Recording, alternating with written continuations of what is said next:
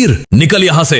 लेकिन मौका देखकर लड़का अंदर चला गया। अंदर चौधरी टांग पर टांग रखकर बैठा था। उसने लड़के को देखा और गुस्से से बोला, दोबारा यहां मत आना, भाग यहां से। बच्चा मायूस होकर लौट आया। भूख अब भी लगी हुई थी। वो जंगल चला गया, लकड़ियां काटने लगा। तभी उसे किसी की दर्द भरी आवाज सुनाई दी। एक नौजवान दर्द से तड़प रहा था। उसे किसी जहरीले कीड़े ने काट लिया था। लड़के को दादी की सिखाई जड़ी बूटियां याद थीं। उसने जड़ी बूटी लगाई और थोड़ी देर में वो नौजवान ठीक हो गया। उसने कहा, तुमने मेरी जान बचाई है, मैं ये एहसान कभी नहीं भूलूंगा। लड़का मुस्कुराया और बोला, इंसानियत यही सिखाती है कि किसी परेशान इंसान की मदद करनी चाहिए। उसने लकड़ियां बेचकर थोड़ा खाना खरीदा, घर गया और फिर किसी तरह रात गुजरी। अगले दिन फिर वही भूख, फिर वही तकलीफ। लड़के ने सोचा, शायद आज चौधरी का दिल पिघल जाए। वो फिर उसके घर पहुंचा। इस बार गोश्त का ढेर लगा हुआ था। गरीब लोग लाइन में खड़े थे। लड़का भी आगे बढ़ा और बोला, मुझे भी थोड़ा गोश्त दे दो।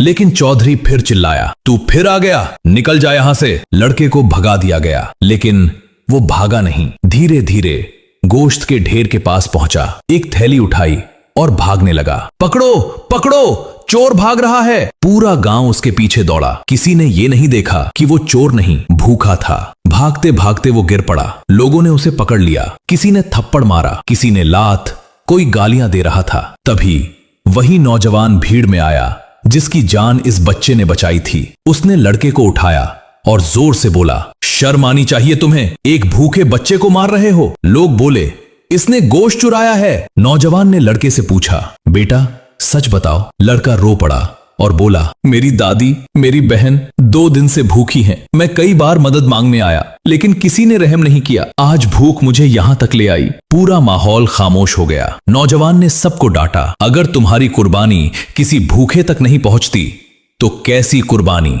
ये बच्चा चोर नहीं, तुम्हारी बेरुखी का शिकार है। तभी चौधरी आया और जब उसे पता चला कि इसी गरीब बच्चे ने उसके बेटे की जान बचाई थी तो उसका सिर झुक गया। वो बच्चे के सामने रो पड़ा और बोला, बेटा मुझे माफ कर दो। आज समझ आया, अमीर वो नहीं जिसके पास दौलत हो, अमीर वो है जिसके दिल में इंसानियत हो। याद रखना, कुर्बानी सिर्फ जानवर की नहीं होती, कुर्बानी अपने घमंड की भी करनी पड़ती है।